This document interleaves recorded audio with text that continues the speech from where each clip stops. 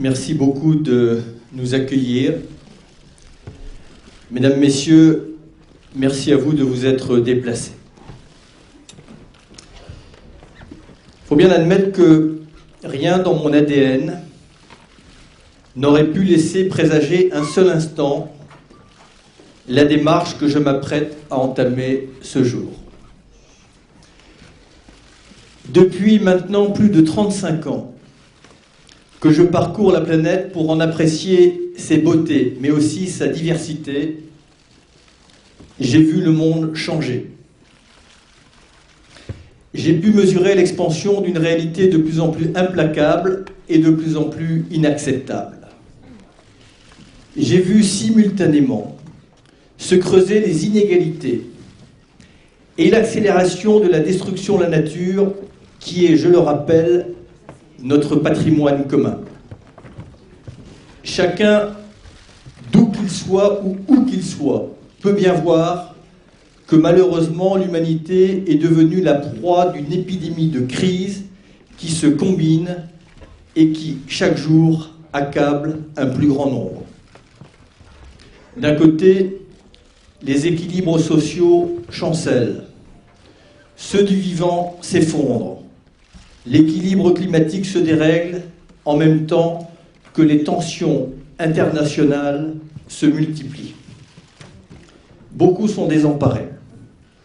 Le fléau du chômage sape le moral de tous. Chacun craint pour sa sécurité, pour son environnement, sa santé. Mais bien pire, beaucoup craignent pour l'avenir de leurs enfants, leurs propres enfants. Et l'on voit bien désormais que sous certains aspects, le progrès est devenu un immense malentendu. Chez nous, en France, qui pourtant n'est pas le pays le plus mal loti, les conditions de vie pour beaucoup se dégradent. Et d'ailleurs, permettez-moi de remarquer que les indicateurs économiques classiques ne suffisent plus à caractériser les fondamentaux de notre économie et encore moins le bien-être de nos concitoyens. Je sais, monsieur le maire, et probablement vous le savez beaucoup mieux que moi, que très nombreux sont ceux pour qui les difficultés s'accumulent, que la précarité est un sentiment prégnant. Je sais que l'angoisse du chômage, de l'exclusion, des factures à payer, des fins de mois difficiles, le piège de l'endettement, le stress de la compétition, notamment au travail, le mal-être récurrent, la perte des repères, la dissolution du lien social et collectif que vous évoquiez tout à l'heure, et des solidarités. Je sais que pour beaucoup, c'est le quotidien. Je voudrais dire, avant d'aller plus loin, qu'à défaut d'avoir une connaissance partagée comme vous, j'ai une conscience aiguë de cette réalité pesante et qu'à l'avenir, je m'efforcerai de garder le point de vue de ceux auxquels je souhaite m'adresser. Ma présence ici à Sevran, monsieur le maire, s'inscrit dans cette réalité et veut témoigner de ma profonde conviction, c'est que les enjeux sociaux et écologiques sont indissociables et que les enjeux écologiques ne se régleront pas sur le dos de la pauvreté. J'ai à plusieurs reprises dressé des constats et livré des inquiétudes, mes inquiétudes. J'ai répété comme d'autres avant moi, sans être forcément ni cru ni entendu, que pour la première fois, l'humanité est en mesure d'anéantir sa propre espèce. Je ne souhaite plus m'y appesantir. Ce constat justifie à lui seul que chacun, dont moi, s'oppose au fatalisme et que désormais nous passions à ce que l'on appelle l'optimisme de la volonté. L'urgence et le devoir nous obligent donc à nous remettre en cause et à changer de direction. J'ai, pour ma part, franchi un cap. Jusqu'ici, je crois que mon mode d'engagement, notamment avec ma fondation, a été utile. Mais j'estime que ma responsabilité maintenant est de passer à une autre étape. J'ai donc décidé d'être candidat à l'élection présidentielle et de mettre le capital de confiance que j'ai essayé de construire au seul service du changement, avec d'autres. Dans ce moment de gravité et de complexité que traverse notre pays, mais aussi la planète. Ma seule ambition est de contribuer à ouvrir la voie d'une société nouvelle, écologique et sociale. Je le ferai avec modestie, mais aussi avec détermination, sans arrogance, mais avec toute ma volonté et mon énergie. Répondre aux crises et aux angoisses, ce n'est plus regarder le monde se défaire. C'est construire un modèle de développement qui décide de l'avenir plutôt que de le subir. C'est renouer avec l'espoir. C'est en fait écrire notre histoire. Dans cet esprit et dans cette démarche, je sollicite le soutien de l'ensemble des écologistes. Et notamment, évidemment, s'ils le souhaitent, de ceux dont je me sens le plus proche, mes amis d'Europe Écologie Les Verts, mais aussi plus largement de toutes celles et de tous ceux qui, comme moi, ne se résignent pas au déclin conjoint de l'humanité et de la nature. J'en appelle à ceux qui, comme moi, pensent que l'enjeu écologique conditionne tous les enjeux de solidarité. J'en appelle à celles et à ceux qui ont conscience que désormais, les lois humaines ne peuvent plus s'affranchir des lois de la nature comme des événements tragiques actuels viennent cruellement nous le rappeler. Celles et ceux qui savent que l'homme ne peut plus s'exonérer de toute limite et notamment des limites physiques de la planète. Celles et ceux qui savent qu'un productivisme sans frein et un délire ultra-libéral nous conduisent inexorablement vers l'épuisement des matières premières et des ressources naturelles et que cet épuisement programmé ruinerait de fait l'ensemble de nos économies et de nos acquis sociaux. J'en appelle à celles et à ceux qui ont compris que le modèle dominant est maintenant un médicament qui empoisonne nos sociétés. J'en appelle aux citoyennes et aux citoyens pour qu'ils se rassemblent et se mobilisent afin de transformer une volonté individuelle en une énergie collective. Mais plus particulièrement, et j'allais dire presque solennellement, je me tourne vers la jeunesse de mon pays, que la banlieue, à mes yeux, incarne, car mon inquiétude et mon espoir vont d'abord vers les jeunes. À cette jeunesse, je veux lui dire que le respect de la nature n'est pas une simple option. Elle est la condition indispensable à leur liberté et à un avenir désirable.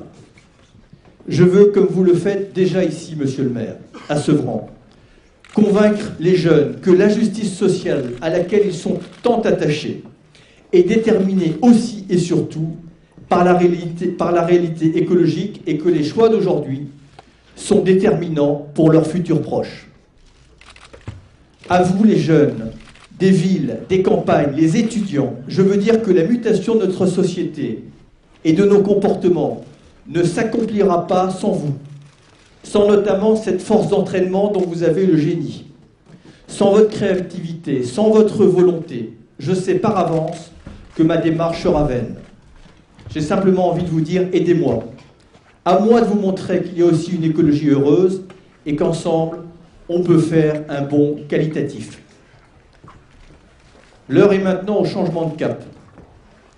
Un autre monde est non seulement possible, mais il est nécessaire. La créativité humaine ne fait pas défaut, et c'est tant mieux. Fixons-lui simplement des priorités sans confondre progrès et performance, et en ne perdant jamais de vue que l'économie, la technologie, l'argent même, ne sont pas des fins, mais bien des moyens. Et leur donner un sens, c'est pour moi l'expression de la modernité poussée à l'extrême. La volonté, les compétences, la citoyenneté, la générosité, l'envie d'agir et de changer sont partout.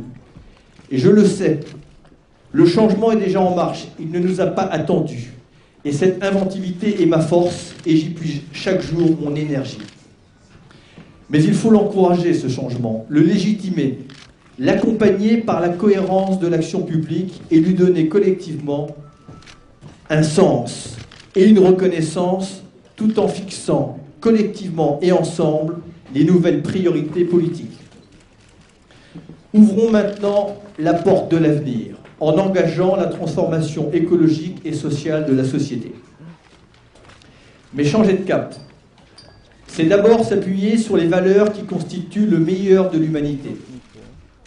La solidarité dans le temps et dans l'espace, le partage, la justice, la démocratie, la tolérance, la modération et la sobriété, la diversité, le juste échange et la coopération. C'est donc se libérer d'une croissance qui est strictement quantitative pour une croissance qualitative et sélective. C'est se libérer de ce monde qui est happé par la frénésie du toujours plus et qui multiplie les besoins à foison, se libérer d'un monde de compétition agressive qui quelque part est un jeu à somme nulle, qui fait que ce que l'un gagne ici, l'autre le perd là-bas. Il faut s'affranchir de ce monde de profit et du marché sans limite, ce monde qui abaisse l'esprit public. Il faut remettre de l'humain partout.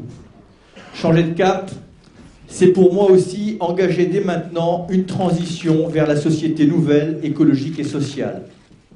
À travers des mesures clés et concrètes que je développerai au cours de ma campagne, je proposerai avec d'autres au débat une transformation progressive des activités et des comportements. Les solutions existent déjà pour améliorer l'emploi, réindustrialiser le pays, soutenir le tissu des petites et des moyennes entreprises. Des solutions existent pour mieux redistribuer les richesses, anéantir le gâchis des prélèvements indus. Dans beaucoup de domaines, nous devons passer du toujours plus au beaucoup mieux. Des leviers existent également pour favoriser les investissements à long terme, pour encourager les innovations.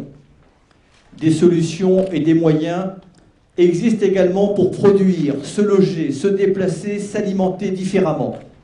Mais j'observe parfois que le manque de volonté et le conformisme en sont les principaux obstacles. Un autre modèle agricole est également possible. Il est envisageable, pour peu, que la volonté politique et l'attente des consommateurs tiennent bien entendu compte des difficultés chroniques et bien réelles du monde paysan. Les techniques sont là pour économiser l'énergie et les ressources, mais il faut les développer à une beaucoup plus grande échelle. Il faut déployer la fiscalité beaucoup plus équitablement et surtout beaucoup plus efficacement, à la fois pour protéger l'environnement, préserver les ressources et la santé. Il faut créer des nouveaux modes de financement pour soutenir l'innovation et bien entendu abonder les investissements prioritaires sociaux et écologiques. Mais changer de cap, de mon point de vue, c'est d'abord et aussi soustraire à la spéculation et à la cupidité un certain nombre de biens communs, comme la santé, la biodiversité et les ressources naturelles et alimentaires. Changer de cap, c'est acter que la première des sécurités, c'est la sécurité sanitaire que nos modes de vie et notre environnement conditionnent aussi. Changer de cap, c'est impérativement faire revenir dans le périmètre de la solidarité et de l'équité le monde opaque de la finance, tout au moins celui qui n'est pas dans l'économie réelle. C'est aux politiques et à la puissance publique de récupérer des prérogatives régaliennes confisquées au fil du temps, notamment ces prérogatives monétaires. C'est pour moi un enjeu essentiel de la démocratie écologique que le politique et par là même le peuple réinvestissent les espaces de pouvoir dont ils ont été spoliés.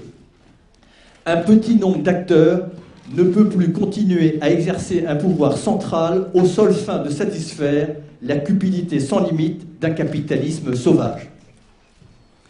À l'aune